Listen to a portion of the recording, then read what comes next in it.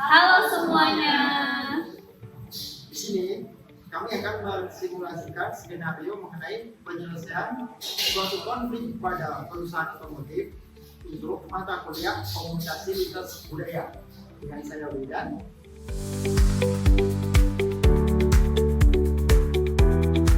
Dengan saya Nisrina.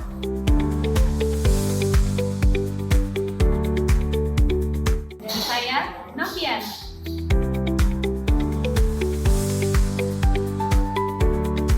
Di sini saya akan membacakan laporan penjualan produk kita selama satu periode semester ini. Selama periode Januari hingga September, ada penurunan yang begitu signifikan pada dua model, yaitu model A dan model C. Pada model A itu turun sekitar 15%, sedangkan model C itu turun sekitar 32%. Nah, di sini kita ingin mencari apa faktor penyebab turunnya produk-produk kita tersebut, dan juga mencari solusi bagaimana caranya agar produk kita yang turun drastis tersebut bisa naik lagi, bisa survive dan bisa bersaing di kancah global.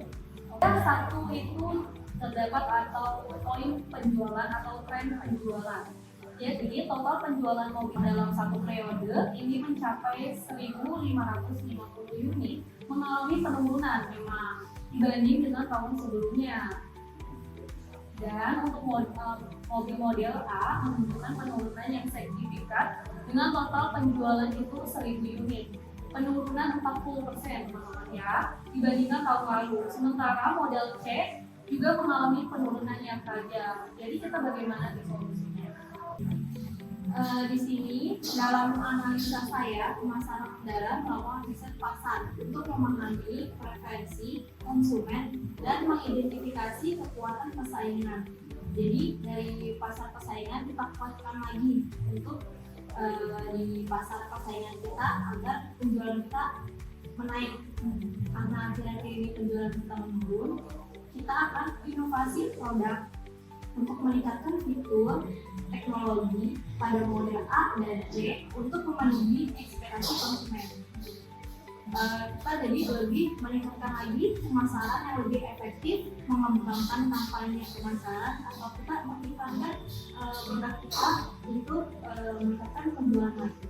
Kalau di internal kita, artinya kita harus inovasi produk ya di suatu negara.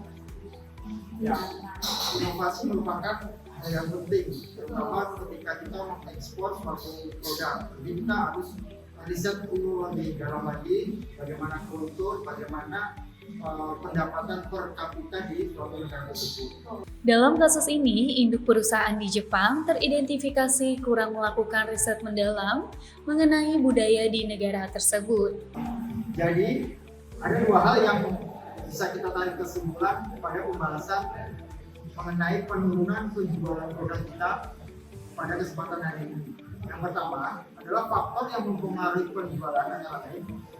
1. Pendapatan per kapita suatu negara tersebut rendah. Yang kedua yaitu kurang populernya produk yang kita jual di negara tersebut. Selanjutnya, infrastruktur pengisian daya yang terbatas. Dan strategi untuk mengatasi itu semua adalah menyesuaikan harga jual produk untuk negara tersebut. 2. Memberi inovasi agar produk bisa diterima. 3. Ikut andil dalam pembangunan infrastruktur pengisian daya di negara tersebut.